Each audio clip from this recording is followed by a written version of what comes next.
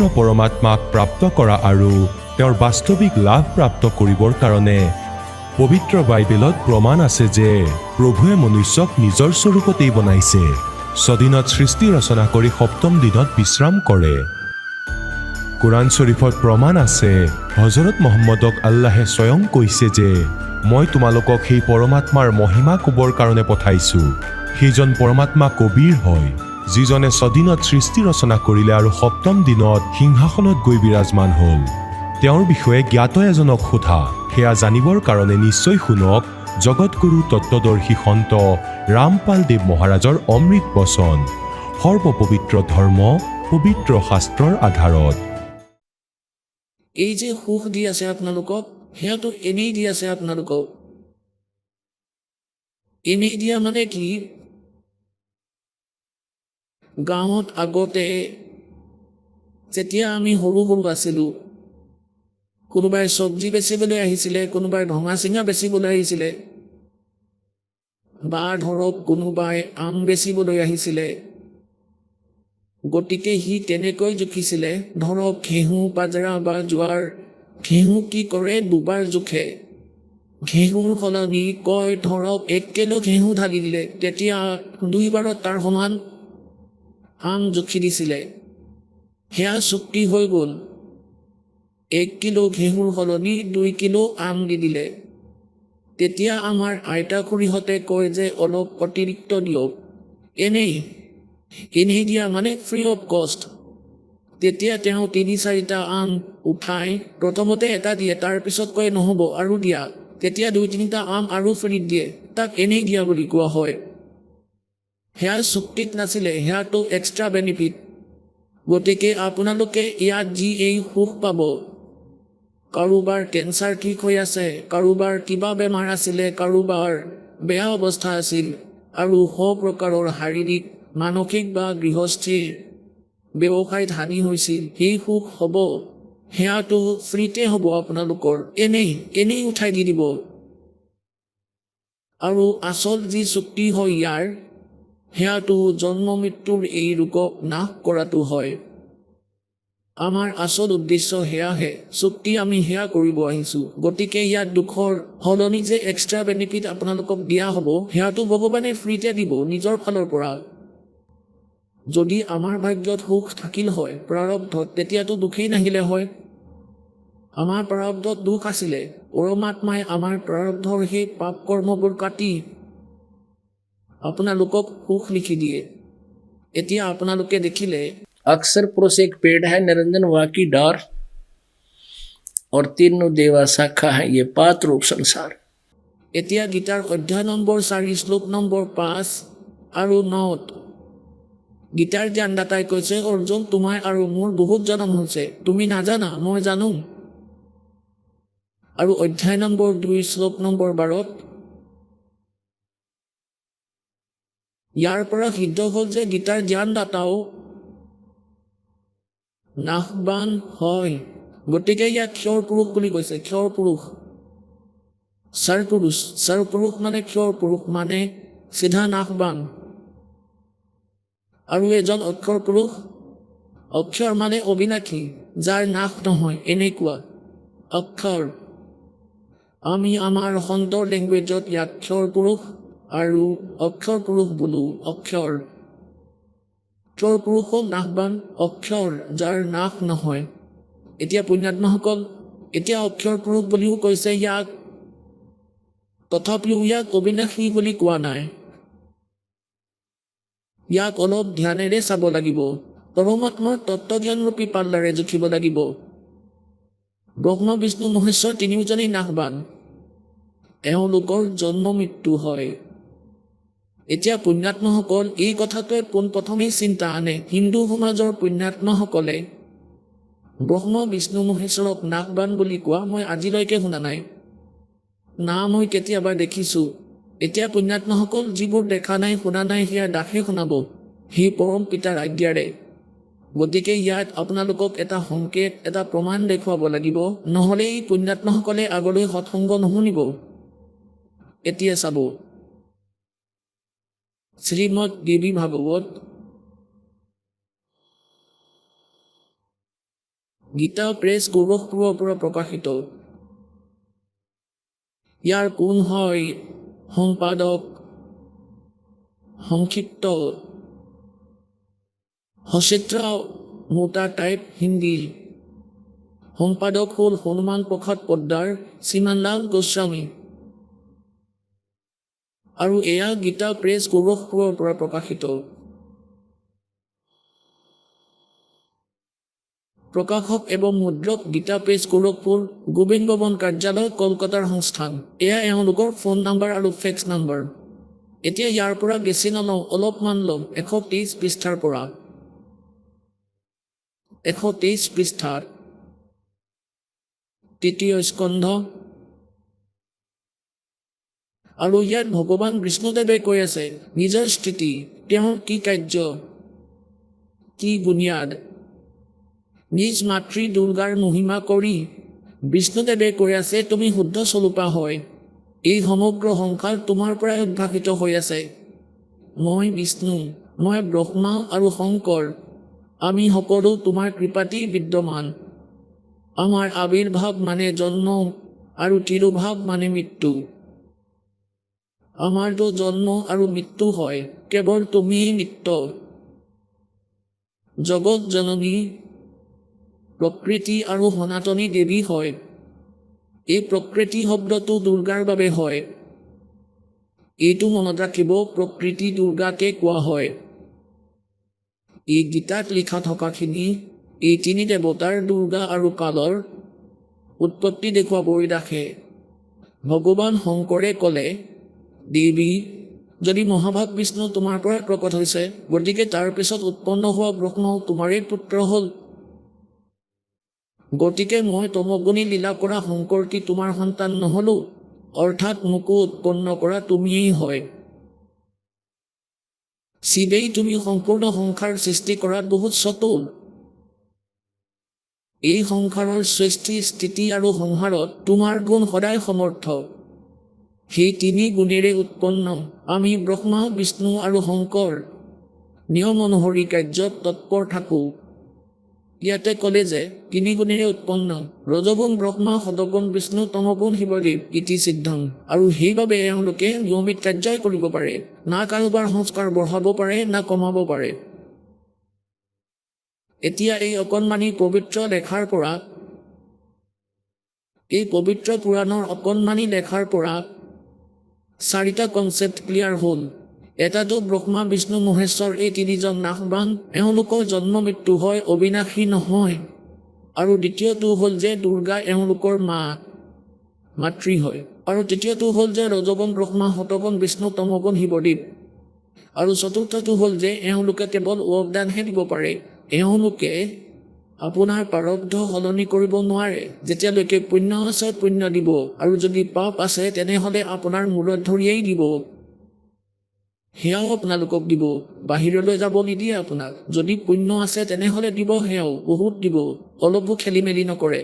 এতিয়া এই পবিত্ৰ গীতা যি আছে, শ্ৰীমদ ভাগৱত গীতা, এয়া কোড ৱৰ্ডত আছে। পবিত্ৰ 4 বেদৰ সাৰাংশ হয়। এখন বেদ অনুবাদিত, এয়া যজুৰ্বেদ। ইয়াৰ অনুবাদেৰে এখন কিতাপ হৈ গৈছে। ইয়াৰ 1200মান পৃষ্ঠা আছে, 1216টা পৃষ্ঠা এখন বেদত। এনেকুৱা 4খন বেদ আছে। ঋগ্বেদ ইয়াৰ 2-3 গুণমান ডাঙৰ হ'ব। গতিকে এই 4খন বেদৰ সাৰাংশ শ্ৰীমদ ভাগৱত গীতা। আৰু শ্ৰীমদ ভাগৱত গীতা কোড ৱৰ্ডত আছে, আৰু বহুত সংক্ষিপ্তভাৱে আছে, আৰু ইয়াৰ ভিতৰত বহুত জ্ঞান ভৰোৱা আছে। এজন বুদ্ধিমান ব্যক্তিয়ে গীতাৰ পৰা 80% কথা বুজি পাব। বাকীখিনি পৰমেশ্বৰ কবিৰ দেৱৰ বাণীত বিস্তাৰিতভাৱে আছে। এতিয়া শ্ৰীমদ ভাগৱত গীতাক বুজিবলৈ সকলোবোৰ ভূমিকা আপোনালোকৰ সন্মুখত অনা হৈছে। কেনেকৈ? এতিয়া যেনেকৈ ব্ৰহ্মা, বিষ্ণু, মহেশ্বৰটো নাশবান হৈয়ে হয়, সেইটো কেনেকৈ? ধৰক ব্ৰহ্মাদেৱৰ আয়ুস 100 বৰ্ষৰ হয়, আৰু সেই বছৰ হয় কেনেকৈ? যেনে সত্য যুগ, ত্ৰেতা, দ্বাপৰ আৰু কলি যুগ, এই 4 যুগৰ মুঠ বৰ্ষ 43,20,000 হয়। সত্যযুগ, ত্ৰেতা, দ্বাপৰ আৰু কলিযুগ মিলাই এয়া এক চতুৰ্যুগী হৈ যায়, চতুৰ্যুগ।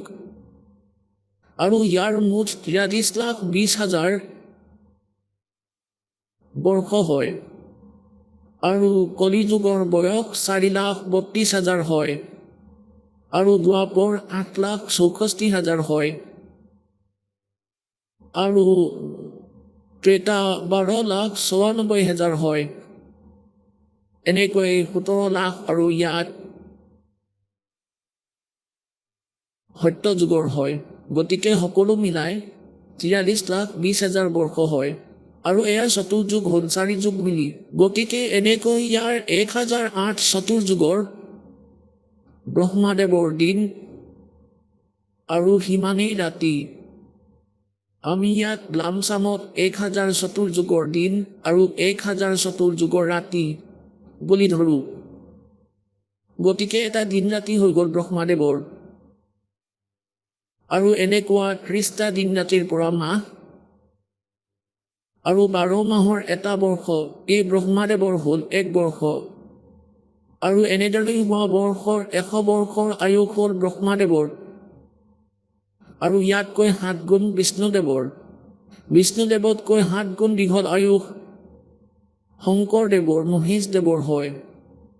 এতিয়া পুণ্যাত্মাসকল, 70,000 বাৰ যেতিয়া এই শিৱ মৰিব, কালৰ পুত্ৰ, তেতিয়া এটা ব্ৰহ্মাণ্ডৰ বিনাশ হ'ব।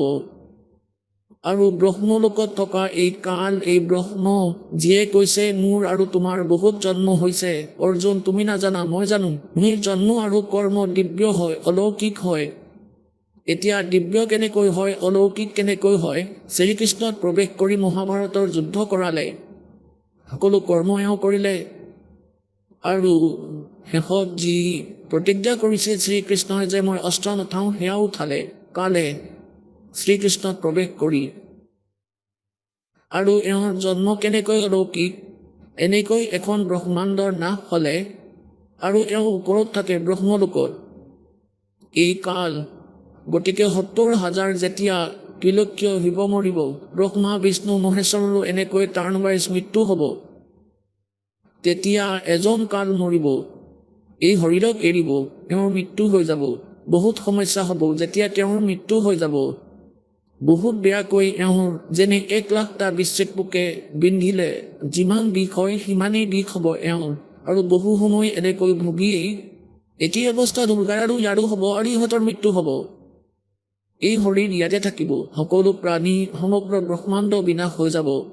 এই সকলো কাল আৰু দুৰ্গাৰ আত্মাও আৰু আমাৰ সকলোৰে ইয়াত থাকি যাব, পাৰ হ'ব নোৱাৰিব। তেওঁলোক আন ব্ৰহ্মাণ্ডলৈ অট'মেটিকেলি গুচি যাব। তাত জীৱবোৰ সূক্ষ্ম ৰূপত থাকিব। আৰু কাল আৰু দুৰ্গাৰ শৰীৰ তালৈ অট'মেটিকেলি গুচি যাব, যুৱক হৈ যাব। সেই ক্ষেত্ৰত এনেকুৱা বাতাৱৰণ হ'ব, আনৰ কিন্তু নহ'ব। এয়া পৰমাত্মাৰ বিধান, কবিৰ পৰমেশ্বৰৰ। এওঁলোক যৌৱনপ্ৰাপ্ত হ'ব, তাৰ পিছত নিজৰ মাজৰ সংযোগৰ বাবেই উৎপত্তি আৰম্ভ হ'ব আকৌ জীৱৰ। গতিকে এই ব্ৰহ্মাণ্ড এবাৰ ধ্বংস হ'ব, যেতিয়া 70,000 বাৰ এই ত্ৰিলোক্য শিৱৰ মৃত্যু হ'ব। এটা যুগ হ'ব এই অক্ষৰ পুৰুষৰ, অংগী যুগ। ইয়াত চতুৰ্যুগ নচলিব, ইয়াত যুগ চলিব। সেই অক্ষৰ পুৰুষ অৰ্থাৎ পৰব্ৰহ্মৰ এটা যুগ হ'ব। এনেকৈ 1,000 যুগৰ সেই পৰব্ৰহ্মৰ দিনৰ আৰু সিমানেই ৰাতি। 1,000 যুগৰ এটা দিন, সিমানেই ৰাতি। এনেকৈ হোৱা এটা যুগ, কি আচৰিত! আৰু এনেকুৱা 30টা দিন ৰাতিৰ এটা মাহ আৰু 12 মাহৰ এটা বৰ্ষ আৰু 100 বছৰৰ আয়ুস সেই অক্ষৰ পুৰুষৰ। গতিকে ইয়াক অক্ষৰ পুৰুষ বুলি এইকাৰণে কৈছে, ইমান দীঘল আয়ুস এওঁ কেতিয়া মৰিব? সেইবাবে এওঁক গীতাৰ অধ্যায় নম্বৰ 15 শ্লোক নম্বৰ 16 অক্ষৰ পুৰুষ বুলি কৈছে। মৰিবতো, কিন্তু বহুত দীঘল বয়স হ'ব যেতিয়া তেওঁ মৃত্যু হ'ব। সেইবাবে গীতাৰ অধ্যায় নম্বৰ 15 শ্লোক নম্বৰ 17 কৈছে যে উত্তম পুৰুষ তুমি অন্য। সেই পুৰুষোত্তমটো কোনো আন ভগৱান হয়, যাক পৰমাত্মা বুলি কোৱা হয়। তেওঁহে তিনি লোকত প্ৰৱেশ কৰি সকলোৰে ধাৰণ পোষণ কৰে। তেওঁহে অবিনাশী, বাস্তৱত অবিনাশী পৰমাত্মা তেওঁহে হয়। তেওঁক পৰমাত্মাৰ ব্ৰহ্ম বুলি কোৱা হয়। এতিয়া আপোনালোকক ইয়াত দেখুৱাওঁ শ্ৰীমদ ভাগৱত গীতাত অধ্যায় নম্বৰ 15। শ্ৰীমদ ভাগৱত গীতা গীতা প্ৰেছ গোৰখপুৰৰ পৰা প্ৰকাশিত। জয়দয়াল গোয়েংকা এইখনৰ অনুবাদক হয়।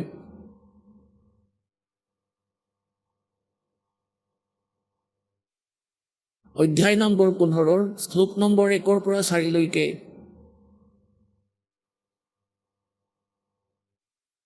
এয়া চাব।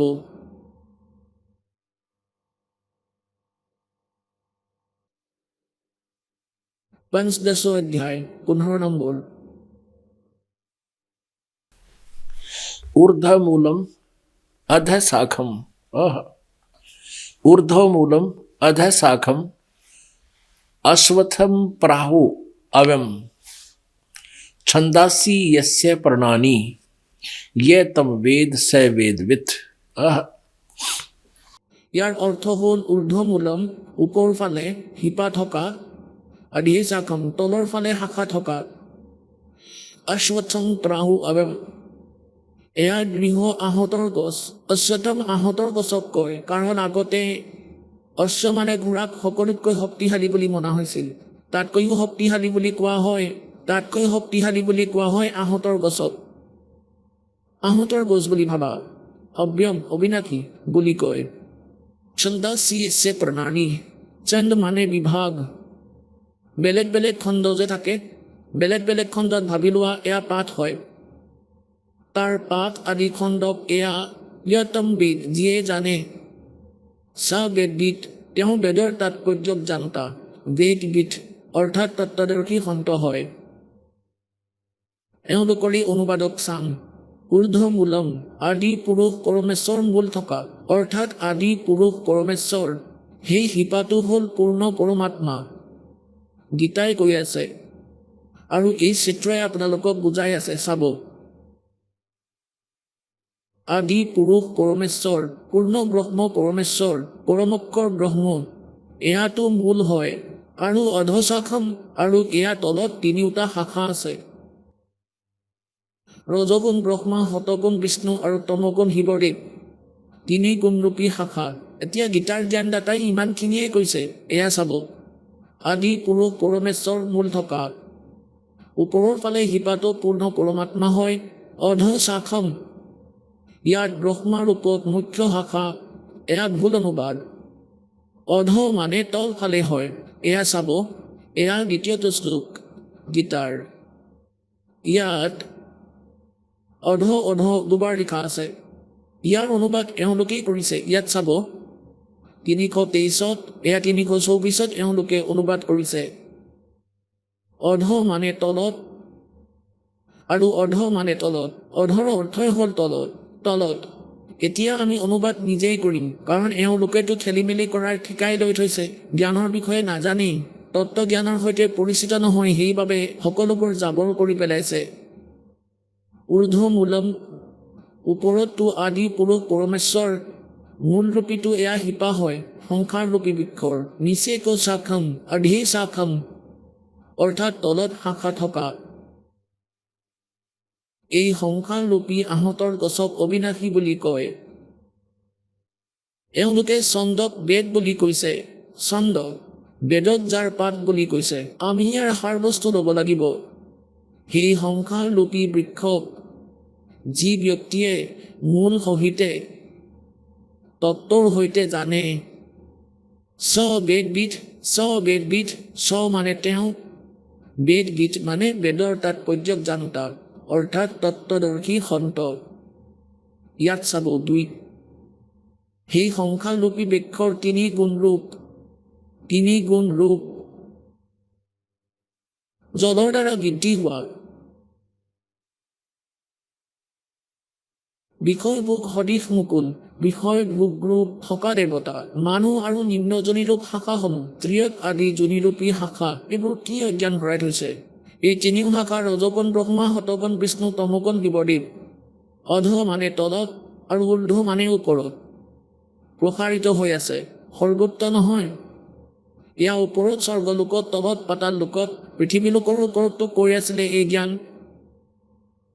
মনুষ্য লোকত কৰ্ম অনুসৰি বান্ধা অৰ্থাৎ যি যেনেকুৱা কৰ্ম কৰিছে তেওঁক সেই অনুসাৰে ৰখা নিয়মিত ৰখা কৰ্ম অনুসাৰে বন্ধা মূলানি মুখ্য কাৰণ অহংকাৰ মমতা আৰু বাসনাৰূপ নহয় মুখ্য কাৰণ হ'ল জীৱবোৰক কৰ্ম অনুসাৰে ইয়াতে ৰখাই থোৱা তিনি দেৱতাই তলত আৰু ওপৰত সকলো লোকত নহয় অনুসন্তানী ব্যাপ্ত হৈ আছে এতিয়া চাব তৃতীয়ত এতিয়া ইয়াত এইটো চাব লাগিব তিনি গুণৰূপী শাখাবোৰ এতিয়া আপোনালোকে দ্বিতীয়ত দেখিলে দ্বিতীয় শ্লোক চলি আছিলে ইয়াত এয়া এই সংসাৰ বৃক্ষৰ তিনি গুণৰূপ এই শাখাবোৰ এয়া বিচাৰ পাৰিবালা শাখাবোৰ ওপৰত আৰু তলত বিস্তাৰিত হৈ আছে সৰ্বোত্ত নহয় এতিয়া ইয়াত ৰজগুণ ব্ৰহ্মা শতগুণ বিষ্ণু তমগুণ শিৱদেৱকটো দেখিলে কিন্তু অলপ ক্লিয়াৰ আৰু কৰিব লাগিব এতিয়া আপোনালোকে দেখিছিলে শ্ৰী মদ দেৱী ভাগৱত কেৱল হিন্দীৰখন এতিয়া সংস্কৃতৰ সৈতে আপোনালোকক দেখুৱাম যাতে আপোনালোকৰ এয়া অসংখ্য জন্মৰ অজ্ঞানতাৰ এন্ধাৰ সহজতে যাতে আঁতৰি যায় নহ'লেতো বহুত কষ্ট কৰিবলগীয়া হ'ব যে কেনেকৈ আঁতৰাম এয়া চাব এয়া সংস্কৃত সহিতে শ্ৰীমদ দেৱী ভাগৱত হিন্দী টিকা সহিতে ভাগ 1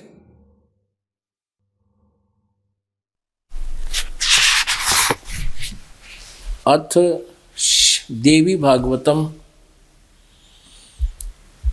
सभाष्टिकम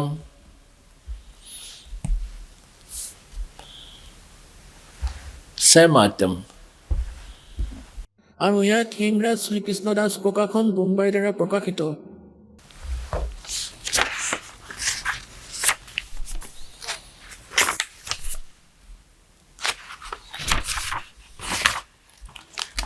চাব ইয়াৰ তৃতীয় স্কন্ধটো দেখুৱাম अथ श्रीमद देवी भागवते भाषा टीका युक्ति तृतीय स्कंध प्रारंभते तृतीय स्कंध ইয়াত আৰম্ভ হৈছে আৰু ইয়াৰ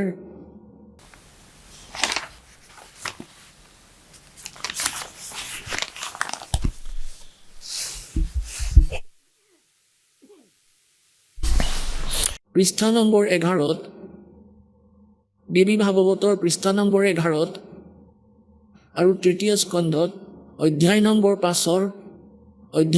5 শ্লোক নম্বৰ 8 ইয়াত সপ্তম সমাপ্ত হ'ল 8 আপোনালোকক শুনাম হে মাতৃ শংকৰ ভগৱানে কৈ আছে যদি আপুনি সদায় আমাৰ ওপৰত দয়াযুক্ত হৈ থাকে হয় গতিকে মোক তমগুণত কি প্ৰকাৰে প্ৰধান কৰিলে ব্ৰহ্মাক ৰজগুণ আৰু হৰিক শতগুণযুক্ত কিয় কৰিলা ইয়াক চাব এতিয়া আমি সংস্কৃতটো চাম ইয়াত সপ্তম সমাপ্ত হ'ল এয়া অষ্টম यदि दया धर्मना न सदाम्बिके कथम अहम विहित च कथम अहम विहित च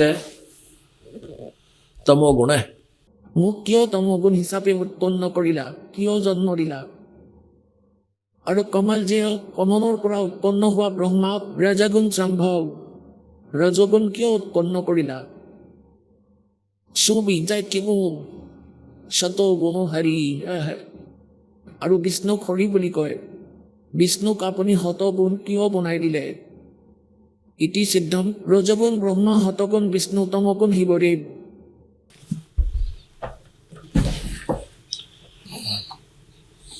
এতিয়া আপোনালোকৰ সন্মুখত এয়া ক্লিয়াৰ হ'ল তিনিও গুণৰূপী ৰজগুণ ব্ৰহ্মা শতগুণ বিষ্ণু তমগুণ শিৱদেৱ ৰূপী শাখা আছে আৰু সেই মূল মালিক শিপা মাজৰ কোনো বেদৰ বিৱৰণ গীতাৰ জ্ঞানদাতাই দিয়া নাই। হাত থিয় কৰি দিছে যে ইয়াতকৈ আগলৈ মই নাজানো। এই সংসাৰ লোকী বৃক্ষৰ ৰচনা সেয়াটো তত্ত্বদৰ্শী সন্তই ক'ব, তেওঁৰ পৰা শুনা। আৰু সেই পৰমেশ্বৰে স্বয়ঙেই সৎলোকৰ পৰা গতি কৰি আহে। নিজৰ যথাৰ্থ জ্ঞানক নিজৰ শ্ৰেষ্ঠ আত্মা পুণ্যাত্মাসকলক কয়। তেওঁৱেই এজন তত্ত্বদৰ্শী সন্তৰ ভূমিকাও পালন কৰে। ঋগ্বেদ মণ্ডল নম্বৰ 9, সূক্ত নম্বৰ 96, সূক্ত নম্বৰ 96ৰ মন্ত্ৰ 16 পৰা 20লৈকে এয়া স্পষ্ট কৰিছে যে তেওঁ প্ৰশ্নোত্তৰ কৰিছে যে হে পৰমাত্মা, আপুনি আপোনাৰ যথাৰ্থ নামেৰে পৰিচিত কৰাওক। তাতে স্পষ্ট কৰিছে যে তেওঁ কবিৰ পৰমাত্মা, তেওঁৰ যথাৰ্থ নাম কবিৰদেৱ হয়। তেওঁ নিজৰ কবিৰ বাণীৰ মাধ্যমেৰে এই যথাৰ্থ জ্ঞানৰ প্ৰচাৰ কৰে। আৰু তেওঁ সৎলোকত থাকে, তাৰ পৰা গতি কৰি আহে। আৰু সেই সন্তৰ ৰূপত প্ৰকট হোৱা পৰমাত্মা, ঋষি অথবা সন্তৰ ৰূপত প্ৰকট হোৱা সেই পৰমাত্মাৰ দ্বাৰা কোৱা যি অমৃত বাণী আছে, সেয়া তেওঁৰ অনুগামীসকলৰ বাবে বহুত ভাল হয়। অমৃতৰ তুল্য তেওঁলোকৰ ভাল লাগে, সোৱাদযুক্ত হয়, তেওঁলোকৰ বাবে বহুত মৰমৰ হয়। আৰু সেই পৰমাত্মা ওপৰত তৃতীয় ধামত থাকে, বিৰাজমান আছে। সেই পৰমাত্মা ঋগ্বেদ মণ্ডল নম্বৰ 9, সূক্ত নম্বৰ 86 মানে 86 মন্ত্ৰ 26 আৰু 27 আছে যে কবিৰদেৱ পৰমাত্মাই নিজৰ সেই নিজ স্থানৰ পৰা গতি কৰি নিজৰ মৰমীয়াল আত্মাবোৰক বিজুলীৰ দৰে গতি কৰি আহি লগ কৰে, তেওঁলোকৰ সংকটবোৰৰ নিবাৰণ কৰে। এতিয়া পুণ্যাত্মাসকল, প্ৰথমে এই প্ৰকৰণটো সম্পূৰ্ণ কৰোঁ, তাৰপিছত দেখুৱাম। প্ৰথমতে মৌখিক কওঁ, তাৰ পৰা গতি কৰি আহে আৰু ভক্তসকলৰ ৰাস্তা চাফা কৰি দিয়ে, সুগম কৰি দিয়ে। তেওঁলোকৰ কৰ্মক, তেওঁলোকৰ আহিবলগীয়া বিপদক পাতল কৰি দিয়ে, সমাপ্ত কৰি দিয়ে, বিঘিনিবোৰ নাশ কৰি দিয়ে। নিজৰ ৰূপক সৰল কৰি পাতল তেজপুঞ্জৰ ৰূপ ধৰি সেই পৰমাত্মাই এনেকৈ পুণ্যাত্মাসকলক লগ কৰে যেন আকাশীয় বিজুলী নিজৰ পৰিবলগীয়া স্থানতে কেন্দ্ৰিত হৈ তাতে পৰে। যেনে আগতে কাঁহৰ ধাতুৰ কাঁহী পাত্ৰ আছিলে, আৰু সেই যদি বৰষুণৰ দিনত বাহিৰত সেই পাত্ৰবোৰ থয়, তেতিয়া আমাৰ আইতাসকলে কৈছিল যে ভিতৰত থোৱা, নহ'লে বিজুলী পৰিব। গতিকে এনেকৈ সেই বিজুলী তাতেই পৰিছিল, বিশেষকৈ কাঁহৰ ধাতুত। গতিকে কৈছে যে সেই পৰমাত্মাই সেই মৰমীয়াল আত্মাসকলকে লগ কৰে, যি জ্ঞান লাভৰ যোগ্য, যিয়ে তেওঁক বুজিব পাৰে, তেওঁৰ জ্ঞানক যি তেওঁৰ অনুকূল হয়। তেওঁলোকৰ 6 জনৰ কথা দাসৰ মনত আছে। কাক কাক লগ পালে পৰমাত্মাই, তেওঁলোকক জ্ঞান দিলে তত্ত্ব জ্ঞানৰ উদ্দেশ্যেৰে, যথাৰ্থ জ্ঞান দিয়াৰ উদ্দেশ্যেৰে সেই পৰমাত্মাই তেওঁলোকক লগ কৰিলে। আদৰণীয় ধৰম দাস চাহেব দেৱক, আদৰণীয় মলুক দাস দেৱক চাহেব দেৱক, আদৰণীয় দাদু চাহেব দেৱক, আদৰণীয় নানক চাহেব দেৱক, আদৰণীয় গৰীব দাস চাহেব দেৱক, আদৰণীয় ঘিচা দাস চাহেব দেৱক, যিজন খেখৰাত আছে, আৰু আদৰণীয় গৰীব দাস চাহেব দেৱ চুৰাণীৰ হাৰিয়ানাৰ ভিতৰৰ গাঁও চুৰাণী জিলাত যাৰ আগতে ৰোহতক জিলাত আছিল। আৰু আদৰণীয় নানক চাহেব দেৱ, তেওঁ শিখ ধৰ্মৰ প্ৰৱৰ্তক।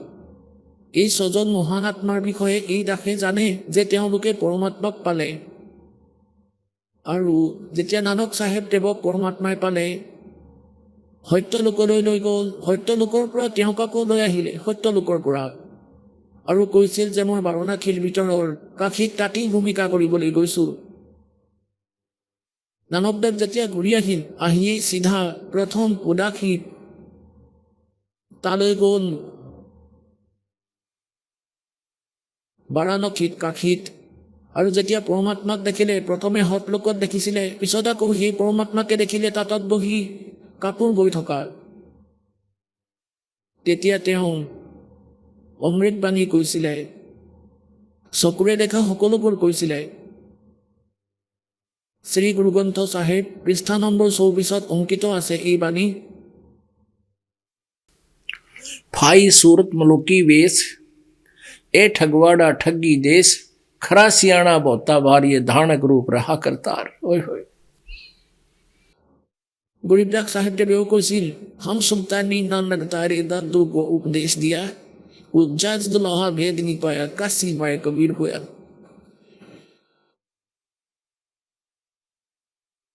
ঋগ্বেদ মণ্ডল নম্বৰ 9 সূক্ত নম্বৰ 82 মন্ত্ৰ 1 2 3 এই প্ৰমাণেই আছে যে পৰমাত্মা ওপৰত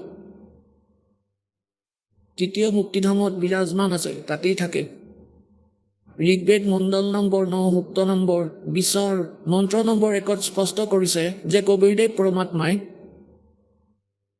জ্ঞানীক উপদেশ দিয়াৰ উদ্দেশ্যেৰে তেওঁলোকক লগ কৰে আৰু সেই পৰমাত্মা সহনশীল হয় জ্ঞানৰ শত্ৰু সেই দুষ্টসকলক ভগৱানৰ মাৰ্গত বাধা দিয়া সন্তসকলক সিহঁতৰ জ্ঞানক নাশ কৰে আৰু তেওঁ সকলো দুখৰ নিবাৰণ কৰোতা গতিকে সেই পৰমেশ্বৰে চৰণে আহি নিজৰ জ্ঞানক ইয়াত নিজৰ দ্বাৰা কৰা সৃষ্টিৰ কথা কৈছে নিজৰ বাণীত পৰমেশ্বৰে কৈছে সেই পুণ্য পৰমাত্মা ময়ে হওঁ কিন্তু ইয়াত গীতাৰ জ্ঞানদাতাই কি কৈছে যে মই নাজানো তোমাৰ আৰু মোৰ ডিছকাশ্যনত তোমাৰ আৰু মোৰ বিচাৰকালত অৰ্জুন গীতাৰ জ্ঞানত মই সৃষ্টিৰ ৰচনাৰ বিষয়ে সংখ্যাৰূপী বৃক্ষৰ সকলোখিনি মই ক'ব নোৱাৰিম কাৰণ ইয়াৰ বাবে অপশ্যন এৰি থৈছে গীতাৰ অধ্যায় নম্বৰ 4 শ্লোক নম্বৰ 34 যে গীতাৰ অধ্যায় নম্বৰ 4 শ্লোক নম্বৰ 32 যি সচিদানন্দ ঘনব্ৰহ্মৰ বাণী ব্ৰহ্মণ মুখে সচিদানন্দ ঘনব্ৰহ্মই নিজৰ মুখ কমলেৰে কোৱা যি বাণী আছে তাৰ ভিতৰত সম্পূৰ্ণ বিস্তাৰিতভাৱে জ্ঞান পোৱা হৈছে সেয়া তত্ত্বদৰ্শী সন্তই ক'ব তেওঁলোকৰ পৰা বুজা গীতাৰ অধ্যায় নম্বৰ 4 শ্লোক নম্বৰ 34 কৈছে গতিকে গীতাৰ জ্ঞানদাতাক অপৰিচিত সেই যথাৰ্থ জ্ঞানৰ লগত তত্ত্বজ্ঞানৰ লগত ইয়াত তেওঁ কি কৈছে যে ইয়াত তোমাৰ আৰু মোৰ মাজত হোৱা ডিছকাশ্যনত এই বিষয়ে মই পূৰ্ণৰূপে ক'ব নোৱাৰিম তেওঁ কৈছে যে ওপৰৰ ফালে শিপা আৰু তলৰ ফালে 3 গুণৰূপী শাখা সিমানেই সংখ্যাৰূপী আহঁতৰ গছ আছে আৰু যিয়ে ইয়াত জানে সকলো অংগক সবেদি গতিকে সেই তত্ত্বদৰ্শী সন্তৰ ভূমিকা কৰিবলৈ পৰমাত্মা স্বয়ঙে আহিছিলে তেওঁ স্বয়ঙে কৈছে নিজৰ বাণীত সচিদানন্দ ঘনব্ৰহ্মৰ বাণীত কবিৰ বাণীত अक्षर पुरुष एक पेड़ है निरंजन व की डाले तीनों देवा शाखा है ये पात रूप संसार এতিয়া চাব গীতাৰ অধ্যায় নম্বৰ 15 শ্লোক নম্বৰ 3 কি কৈছে গীতাৰ জ্ঞানদাতাই অধ্যায় নম্বৰ 15 শ্লোক নম্বৰ 3 এয়া শ্লোক নম্বৰ 3 ইয়াৰ পৰা আৰম্ভ হৈছে এই সংসাৰৰ স্বৰূপ যেনেকুৱা বুলি কৈছে কেনেকুৱা ইয়াত বিচাৰ কালত পোৱা নাযায় বিচাৰ কাল মানে তোমাৰ আৰু মোৰ মাজত হোৱা এই গীতাৰ ডিছকাশ্যনত এই বিচাৰ বিবেচনাৰ বিষয়ে মই ক'ব নোৱাৰিম কাৰণ না তো ইয়াৰ আদি আছে না অন্ত আছে তথা না ইয়াৰ সঠিক ধৰণে স্থিতি আছে অৰ্থাৎ মই নাজানো সেইবাবে এই সুবিৰোধ মূলম ইয়াত ভুল লিখিছে অতি দৃঢ় মূল থকা অৰ্থাৎ যি মূল মালিক হয় তেওঁতো অবিনাশী হয় দৃঢ় হয় তেওঁৰ নাশ নহয় সংখ্যাৰূপী আহঁতৰ বৃক্ষক এই সম্পূৰ্ণ সংখ্যাৰূপী বৃক্ষক বুজা দৃঢ় বৈৰাগ্য ৰূপ শাস্ত্ৰৰ দ্বাৰা কাটি ইয়াত বৈৰাগ্য ৰূপ নহয় তত্ত্ব জ্ঞানৰূপী অস্ত্ৰৰ দ্বাৰা কাটি অৰ্থাৎ বুজি এতিয়া চতুৰ্থত চাব গীতাৰ অধ্যায় নম্বৰ 15 শ্লোক নম্বৰ 4 তাৰ পাছত এই তত্ত্বদৰ্শী সন্তৰ পৰা তত্ত্ব জ্ঞান আহৰণ কৰাৰ পাছত সেই পৰম পদৰূপী পৰমেশ্বৰক ভালদৰে সন্ধান কৰিব লাগে যলৈ যোৱাৰ পিছত পুৰুষ সংসাৰলৈ আৰু কেতিয়াও উভতি নাহে তেওঁলোকৰ জন্ম মৃত্যু কেতিয়াও নহয় আৰু যি পৰমেশ্বৰৰ পৰা এই পুৰাতন সংসাৰ বৃক্ষৰ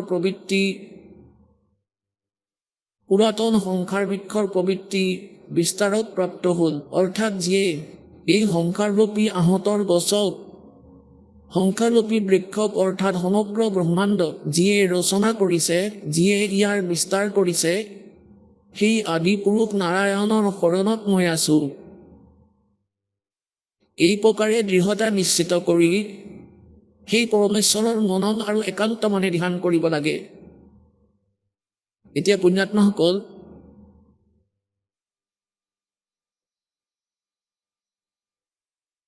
আপোনালোকে নিজ চকুৰে এই পবিত্ৰ শ্ৰীমদ ভাগৱত গীতাৰূপী শাস্ত্ৰক দেখিলে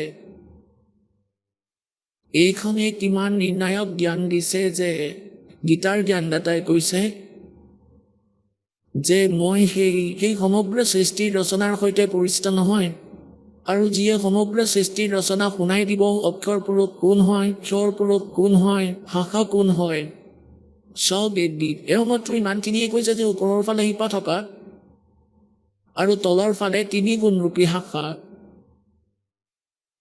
এয়া ওলোটাকৈ ওলমি থকা সংসাৰৰূপী বৃক্ষ, আৰু ইয়াত বিচাৰ কালত আৰু যিয়ে ইয়াক সম্পূৰ্ণকৈ ক'ব চব বেদবিদ তেওঁ তত্ত্বদৰ্শী সন্ত, আৰু কৈছে ইয়াত বিচাৰ কালত তোমাৰ আৰু মোৰ বিবেচনাত মোৰ এই সংসাৰৰূপী বৃক্ষৰ কোনো জ্ঞান নাই।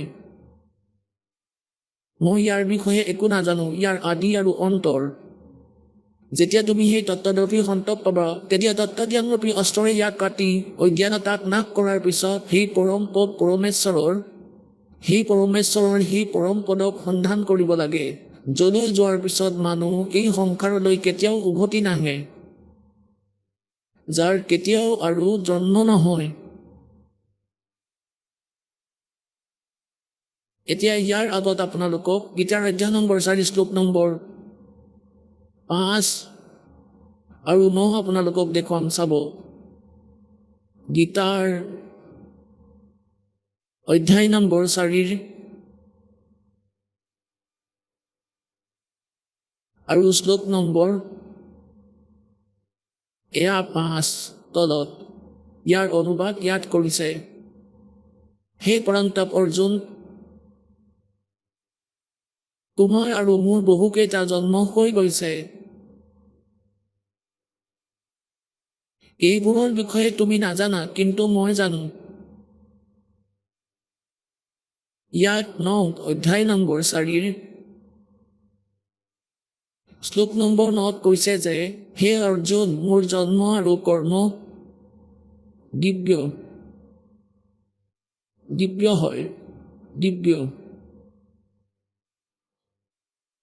অলৌকিক। গীতাৰ অধ্যায় নম্বৰ 2 শ্লোক নম্বৰ 12 আপোনালোকক দেখুৱাম,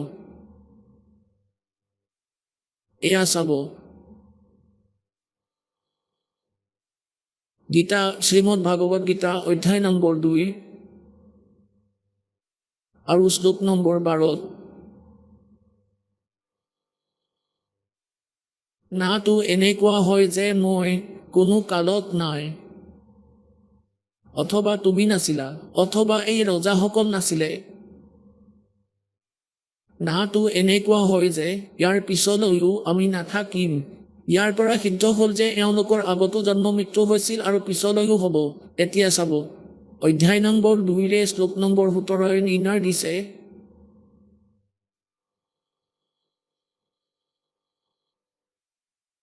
এয়া 17। এতিয়া গীতাৰ জ্ঞানদাতাই কৈছে যে নাসৰহিত তুমি তেওঁক জানা, যাৰ বাবে এই সম্পূৰ্ণ জগত দৃশ্যবৰ্গ, যাৰ পৰা এই সম্পূৰ্ণ জগত সৰ্বম দৃশ্যবৰ্গ ব্যাপ্ত হৈ আছে, অৰ্থাৎ যিয়ে সমগ্ৰ ব্ৰহ্মাণ্ডৰ ৰচনা কৰিছে, এই অবিনাশীৰ বিনাশ কৰাৰ বাবে কোনো সমৰ্থবান নহয়। এতিয়া গীতাৰ অধ্যায় নম্বৰ 18 শ্লোক নম্বৰ 62 গীতাৰ জ্ঞানদাতাই কৈছে যে অৰ্জুন, তুমি সৰ্বভাৱেৰে সেই পৰমেশ্বৰৰ শৰণলৈ যোৱা। 18 গীতাৰ অধ্যায় নম্বৰ 18 শ্লোক নম্বৰ 62। হে ভাৰত, সকলো প্ৰকাৰে সেই পৰমেশ্বৰৰ শৰণলৈ যোৱা, সেই পৰমাত্মাৰ কৃপাৰেই তুমি পৰম শান্তিক আৰু সনাতন পৰম ধামক প্ৰাপ্ত কৰিবা। সনাতন পৰম ধাম যাৰ কেতিয়াও নাশ নহয়, সদায় থকা শাশ্বতম স্থানম।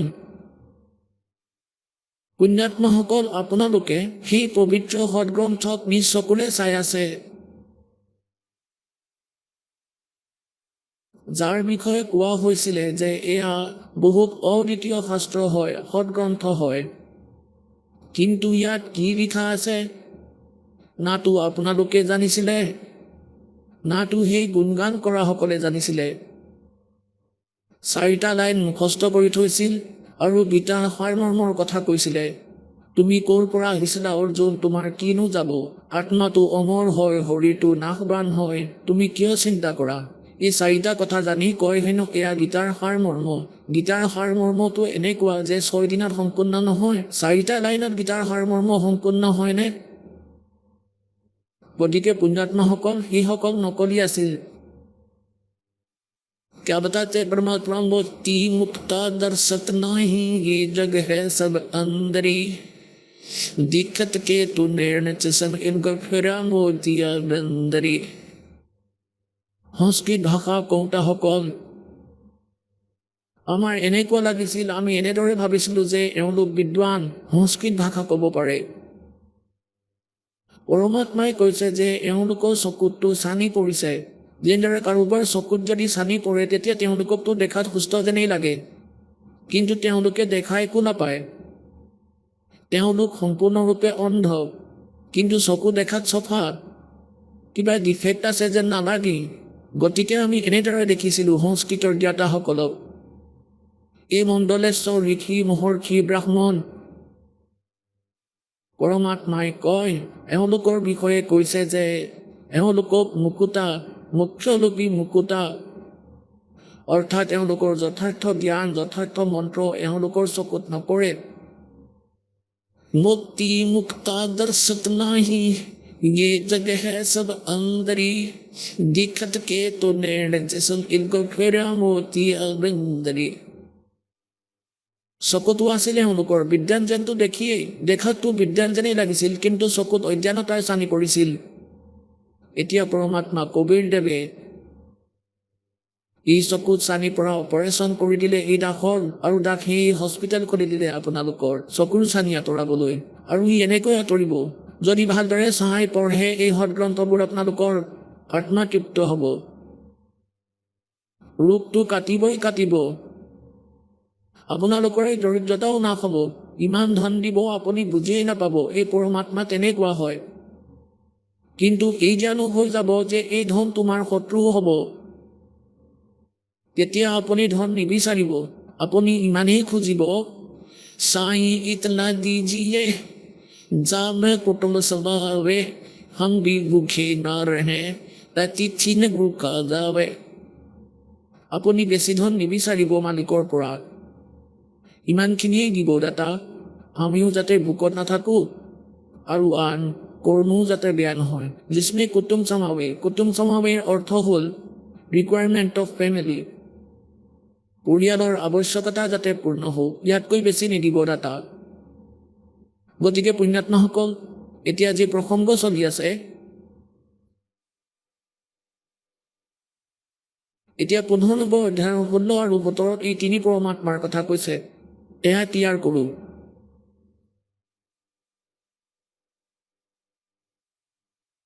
অধ্যায় নম্বৰ 15 শ্লোক নম্বৰ 16 আৰু 17। অধ্যায় নম্বৰ 15, ইয়াত 16 নম্বৰ ইয়াত আছে মন্ত্ৰ, দিবৌ ইহৌ পুৰুষৌ লোকে শ্ৰেয় চ অশ্ৰেয় এব চ শ্ৰেয় সৰ্বাণি ভূতানি তটুস্থ অশ্ৰেয় উচ্যতে। এতিয়া চাব, এই সংসাৰত নাশবান আৰু অবিনাশী বুলি 2 প্ৰকাৰৰ পুৰুষৰ কথা কৈছে। পুৰুষ আছে, পুৰুষ মানে প্ৰভু। 2 প্ৰকাৰৰ ভগৱান আছে, প্ৰভু আছে, স্বামী আছে। কোন কোন? ক্ষৰ পুৰুষ, এয়া ক্ষৰ পুৰুষ। এয়া সংস্কৃত জনাসকলে বুজিব। এই পুৰুষসকল বুলি যি আছে দ্ৰৌ ইমু পুৰুষৌ লোকে ক্ষৰ, গতিকে ইয়াত লগাই দিম ক্ষৰ পুৰুষ আৰু অক্ষৰ পুৰুষ।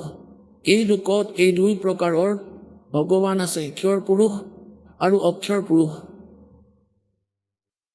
এই সংসাৰত নাশবান আৰু অবিনাশী ক্ষৰ পুৰুষ আৰু অক্ষৰ পুৰুষ। ক্ষৰ আৰু অক্ষৰ, ক্ষৰ পুৰুষ আৰু অক্ষৰ পুৰুষ, এই দুই প্ৰকাৰৰ পুৰুষ আছে, অৰ্থাৎ প্ৰভু আছে। আৰু এওঁলোকৰ লোকক সমগ্ৰ প্ৰাণীৰ শৰীৰ নাশবান হয় আৰু জীৱাত্মাক অবিনাশী বুলি কোৱা হয়। ঠিকেই আছে। 17 উত্তম পুৰুষ তুমি অন্য। উত্তম পুৰুষ, পুৰুষোত্তম, উত্তম পুৰুষ অৰ্থাৎ শ্ৰেষ্ঠ পৰমাত্মাটো ওপৰৰসকল আৰু দুয়োজনতকৈ কোনোবা বেলেগ হয়। পৰমাত্মা ইতি উদাহৰ্তে, যাক ভগৱান বুলি কোৱা হয়। ভগৱান হ'ল যিয়ে দুখ নিদিয়ে, কেৱল সুখ দিয়ে, দুখৰ নাশ কৰি দিয়ে। ये लोक तरम अविश्य विवर्ती अवेश्वरे। अवे মানে অবিনাশী, এই অৱে অবিনাশী পৰমাত্মা হয়। এওঁলোকৰ অনুবাদ উত্তম পুৰুষ অৰ্থাৎ শ্ৰেষ্ঠ পৰমাত্মা, পুৰুষোত্তমটো কোনোবা অন্য হয়, যিয়ে তিনিও লোকত প্ৰৱেশ কৰি আৰু সকলোৰে ধাৰণ পোষণ কৰে। পৰমেশ্বৰ পৰমাত্মা এইবাবে কোৱা হৈছে। এতিয়া এওঁলোকে যিমানখিনি অনুবাদ কৰিছে বহুখিনি ঠিকেই কৰিছে। এতিয়া পুণ্যাত্মাসকল প্ৰসংগ ইয়াৰ পৰা চলিছিলে যে গীতাৰ জ্ঞানদাতাই নিজৰ ওম নামৰ আখৰ, এক আখৰৰ ওম নামৰ যি লাভ হয়, কৈছে সেয়া মোৰ পৰম গতি। তাৰ পৰম গতি কি হয়? তাৰ পৰা জন্ম আৰু মৃত্যু সমাপ্ত নহয়। জন্ম মৃত্যু হ'লেতো এই দুৰ্গতিটো থাকিয়েই যাব, এই দুখ থাকিবই। আৰু কৈছে যে তেওঁ পূৰ্ণ পৰমাত্মা আৰু বহুত সৎসংগ কৰিবলৈ বাকী আছে পুণ্যাত্মাসকল। কিন্তু যিহেতুকে সময় বাঢ়ি গৈ আছে, সেইবাবে অলপ চৰ্টত কৰোঁ, বাকী কালিৰ দিনত কম। অলপ মৌখিক কওঁ এতিয়া। গীতাৰ অধ্যায় নম্বৰ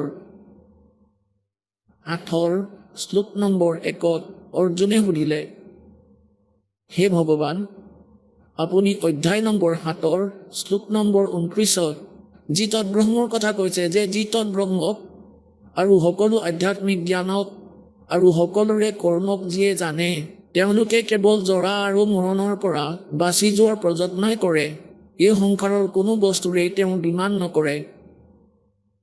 জৰা মানে বৃদ্ধাৱস্থা আৰু মৰণ মানে মৃত্যু। পুণ্যাত্মাসকল ইয়াতে কোনোবা যদি 90 বছৰৰো হয় আৰু তেওঁৰ শৰীৰ যদি অলপো লৰচৰ কৰাৰ যোগ্য হৈ থাকে, তেন্তে ক'ব যে ভগৱান, মই যদি 100 বছৰ জীয়াব পাৰোঁ, মানে কোনেও মৰিব নোখোজে। আৰু কথাটো শুদ্ধ যে ভাই আমি জন্ম লৈছোঁ, এতিয়া কিয় মৰিম? ইমানবোৰ ব্যৱস্থা কৰি লৈছোঁ আৰু ইয়াত থাকিব নাপায়, 1 ছেকেণ্ডতে মৰি যায়। গতিকে এই মৃত্যু মানে আমি এনেকুৱা লোকৰ পৰা আহিছোঁ, তাতে মৃত্যু নহৈছিলে, তাতে বৃদ্ধাৱস্থা নহৈছিলে। গতিকে আত্মাক সেই কথাই বিন্ধি আছে। তেওঁলোকে এই মৃত্যুটো ভাল নাপায়, কিন্তু সেয়াটো নাই, না ব্ৰহ্মলোকত, না পৰব্ৰহ্মলোকত, না বিষ্ণু ব্ৰহ্মা শিৱদেৱৰ লোকত। তেওঁলোকো মৰিব। আৰু এয়া বৃদ্ধাৱস্থা, সেয়া সকলোতকৈ ভয়ানক, আটাইতকৈ ভয়ানক সময় এই মানৱ জীৱনৰ। কোনোবা বুঢ়া মানুহ পালে তেওঁলোকৰ লগত বহিবা, অলপ সময় বহি যদি তেওঁলোকক সোধা, মনত পেলাই দিয়া যদি আপুনিও কেতিয়াবা যুৱক আছিল, তেওঁ চকু পানী আহিব। আৰু এয়া কি জীৱন? হে ভগৱান, না চলিব পাৰোঁ, না উঠিব পাৰোঁ, খালেও গেছ হয়, চকুৰেও দেখা নাপায়, দাঁত সৰি গৈছে সকলো। গতিকে এনেকুৱা সমস্যা থাকে। গতিকে কৈছে যে যিসকলে তত্ত্বব্ৰহ্মৰ লগত পৰিচিত, তেওঁলোকে কেৱল জৰা আৰু মৰণৰ পৰা মুক্ত হোৱাৰ চেষ্টা কৰে। অৰ্থাৎ তত্ত্বদৰ্শী সন্তৰ পৰা যি জ্ঞান প্ৰাপ্ত কৰিবা, তেওঁ ক'ব যে তৎব্ৰহ্ম। গতিকে অৰ্জুনে 8ম অধ্যায়ৰ 1ম মন্ত্ৰ সুধিছে যে কিম তৎব্ৰহ্ম, সেই তৎব্ৰহ্ম কি হয়? কিম আধ্যাত্ম, কিম কৰম পুৰুষোত্তম। কাৰণ তেওঁ পুৰুষোত্তম বুলি কৃষ্ণক মানি থৈছে। কৃষ্ণই কৈছে যে মোৰ ওপৰত আৰু ভগৱান আছে, মোৰ জন্ম মৃত্যু হয়, আৰু 15 অধ্যায়ৰ 18 নম্বৰ শ্লোকত কৈছে যে মোকতো লোকবেদৰ বাবে পুৰুষোত্তম বুলি মানে, মইতো পুৰুষোত্তম নহয়। লোকবেদ মানে শুনা জ্ঞান। যেনে আমি ব্ৰহ্মা বিষ্ণু মহেশ্বৰক অজৰ অমৰ বুলি মানি আছিলোঁ, সেয়াটো লোকবেদ হয়, দন্ত কথা হয়। তেওঁলোকৰ কোনো পিতৃ মাতৃ নাই, এয়া লোকবেদ আছিল। এনেকৈয়ে লোকবেদৰ আধাৰত আমি ব্ৰহ্মক সুপ্ৰিম পাৱাৰ বুলি মানি লৈছোঁ। ব্ৰহ্মই কৈছে যে সেই পৰমাত্মাটো কোনো আন হয়, তেওঁ পূজা কৰিলে, তেওঁৰ শৰণলৈ গ'লে তোমাৰ জন্ম মৃত্যু আৰু কেতিয়াও নহয়। গতিকে গীতাৰ জ্ঞানদাতাই 8ম অধ্যায়ৰ 3য় মন্ত্ৰত কৈছে যে তেওঁ পৰমোক্ষৰ ব্ৰহ্ম। তেওঁ পৰমোক্ষৰ ব্ৰহ্ম, যি সকলোৰে মূল মালিক, যাৰ সাধনাৰে জন্ম মৃত্যু সদায়ৰ বাবে নাশ হৈ যায়। গীতাৰ অধ্যায় নম্বৰ 8 শ্লোক 5 আৰু 7 গীতাৰ জ্ঞানদাতাই নিজৰ বিষয়ে কৈছে, মোৰ সাধনা যদি কৰা, মই কৈছোঁ এই 8ম অধ্যায়ৰ 13 নম্বৰ শ্লোকত মোৰ এটা ওম অক্ষৰ আছে। ওমৰ জপ কৰিলে মোকেই প্ৰাপ্ত কৰিবা। আৰু 8ম অধ্যায়ৰ 8, 9, 10 তিনিটা শ্লোকত সি পৰমোক্ষৰ ব্ৰহ্মৰ বিষয়ে কৈছে, যদি তেওঁৰ সাধনা কৰা তত্ত্বদৰ্শী সন্তৰ পৰা উপদেশ লৈ তেতিয়া সেই পৰমেশ্বৰৰ ওচৰলৈ যাবা, যলৈ যোৱাৰ পিছত আৰু উভতি নাহে। সেই মন্ত্ৰ কি আছিল? 17 নম্বৰ অধ্যায়ৰ 23 নম্বৰ শ্লোকত কৈছে যে ইয়াত সাংকেতিক শব্দ আছে। 17 অধ্যায়ৰ 23 নম্বৰ শ্লোকত ওম তৎসৎ। ওমটো ব্ৰহ্মৰ জপ হয়, এটা আখৰৰ, আৰু এই তৎ সাংকেতিক পৰব্ৰহ্ম অক্ষৰ পুৰুষৰ জপ। এই দাসে ক'ব, আৰু ইয়াৰ অধিকাৰী কোনো নাই, না পোৱাৰ না দিয়াৰ। আৰু তৃতীয় যি সৎ আছে সেয়া হাৰ নাম, সেয়া পৰমোক্ষৰ ব্ৰহ্মৰ জপ। সেই তিনিওটা মন্ত্ৰৰ দ্বাৰা পূৰ্ণ মুক্তি হ'ব আৰু সেই স্থান প্ৰাপ্ত হ'ব যলৈ যোৱাৰ পাছত উভতি আৰু কেতিয়াও নাহে, পূৰ্ণ মুক্তি হ'ব। বলো সতবুদ্ধি সৎ সাহেব। পৰম পিতা পৰমাত্মা পূৰ্ণ ব্ৰহ্ম সমগ্ৰ সৃষ্টিৰ ৰচয়িতা কুল মালিক কবিৰ দেৱৰ অসীম কৃপাৰে আপোনালোকে পৰমাত্মাৰ অমৃত বাণী শুনি আছে।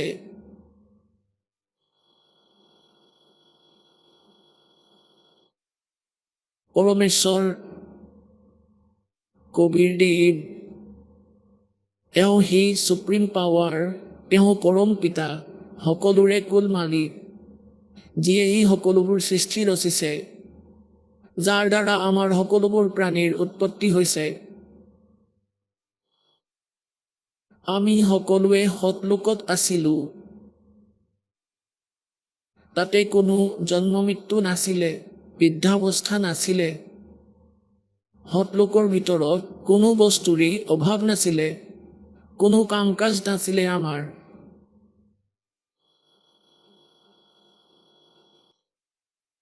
পৰমাত্মাৰ বাবে আমাৰ অন্তৰত এক বিশেষ আন্তৰিকতা আছিলে, তাত আমাৰ স্থায়ী পৰিয়াল আছিলে, তাত আমাৰ বাবে বহুত ধুনীয়া মহল বনোৱা আছিলে।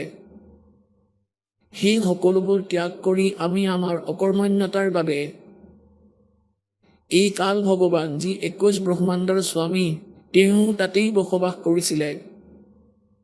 তেওঁ আমাৰেই ভাই হয়, তেওঁ আমাৰ ইল্ডাৰ ব্ৰাদাৰ, ডাঙৰ দাদা। তেওঁ তাত ভুল কৰিলে তেওঁৰ লগে লগে আমিও ভুল কৰিলোঁ, যাৰ পৰিণামস্বৰূপে আমি এই দুখময় স্থানলৈ আহিলোঁ। যেতিয়ালৈকে আমি নিজৰ লোকলৈ নাযাওঁ, য'ত আমি থাকিছিলোঁ, তেতিয়ালৈকে আমি ইয়াত সুখী হৈ থাকিব নোৱাৰোঁ। প্ৰথমতেতো আমি ইয়াত এনেকুৱা শৰীৰ পাইছোঁ য'ত সুখ নামৰ একো বস্তুৱেই নাই। তাৰপিছত আমি এনেকুৱা এটা স্থান পাইছোঁ য'ত কোনো সুখ ক'তোৱেই নাই। পুণ্যাত্মাসকল, আমি যদি অলপ বিবেকেৰে কথাটো ভাবোঁ, পৰমাত্মাই দিয়া জ্ঞানক লৈ যদি অলপ গভীৰভাৱে চিন্তা কৰোঁ, তেতিয়া আপোনালোকে সহজেই বুজি পাব যে আমি কোন হয়, ক'ৰ পৰা আহিছোঁ, আৰু আমি ইয়াত কৰি কি আছোঁ, আমি কি কৰি আছোঁ। আমি যি ক্ৰিয়া কৰি আছোঁ তাতে আমাৰ বিবশতা বেছি আছে, বাধ্যতা বেছি আছে। সেই বাধ্যতাৰ বাবে আৱশ্যকতাই জন্ম লয়, আৰু যি কাৰণে আমি এই মনুষ্য জীৱনৰ মূল উদ্দেশ্যক পাহৰি এই কালে পতা জালত আমি বন্দী হৈ আছো। পৰমেশ্বৰ কবীৰদেৱ স্বয়ং আহে, তেওঁ আমাৰ পিতা হয় সকলোৰে। তেওঁৰ আমাৰ ওপৰত হৈ থকা দুখ আৰু কষ্টৰ বাবে বেদনা হয়। নিজৰ সন্তানৰ দুখ দেখি পিতৃ মাতৃও দুখী হয় আৰু আন কোনেও দুখী নহয়। পুণ্যাত্মাসকল, আজি আমি কিমান দুখী। কাৰোবাৰ পুত্ৰ মৰিছে, কাৰোবাৰ কন্যা বিধৱা, কাৰোবাৰ ভৰি ভাঙিছে, কাৰোবাৰ চকু বেয়া হৈছে। সমগ্ৰ পৰিয়াল ধ্বংস হৈ যায় কিবা দুৰ্ঘটনাৰ বাবে অথবা কিবা বেমাৰৰ বাবে। পুণ্যাত্মাসকল, পৰমাত্মাক দয়ালু বুলি কয় আৰু পৰমাত্মা দয়ালুৱেই হয়। আৰু ইয়াত যদি চাওঁ, দয়া নামৰ কোনো বস্তুৱেই ভগৱানৰ ইতিহাসত দেখা পোৱা নাযায়। এজন ব্যক্তিৰ এজন একমাত্ৰ সন্তান আছিল, তাক ভাল শিক্ষা দিলে, বিয়াৰ প্ৰস্তুতি কৰিছিলে, ভাল পোষ্ট HCS পোষ্টত নিযুক্ত হ'ল, বিয়াৰ প্ৰস্তুতি চলি আছিলে, সেইদিনাখনেই তাৰ মৃত্যু হ'ল। দুৰ্ঘটনাত তাৰ মৃত্যু হ'ল। পুণ্যাত্মাসকল, এনেকুৱা আৰু বহুত ঘটনা আছে যি আপোনালোকেও জানে।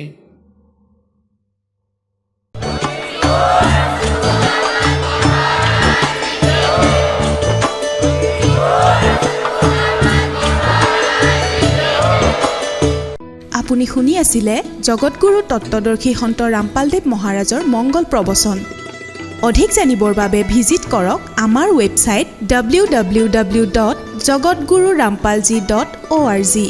সন্ত ৰামপালদেৱ মহাৰাজৰ শুভ আশীৰ্বাদত সমগ্ৰ বিশ্বতে 500তকৈও অধিক নাম দীক্ষা কেন্দ্ৰ আছে, য'ত সন্ত ৰামপালদেৱ মহাৰাজৰ দ্বাৰা বিনামূলীয়া নাম দীক্ষা দি থকা হৈছে। আপোনাৰ নিকটৱৰ্তী নাম দীক্ষা কেন্দ্ৰৰ ঠিকনা জানিবলৈ সম্পৰ্ক কৰক 8222880541।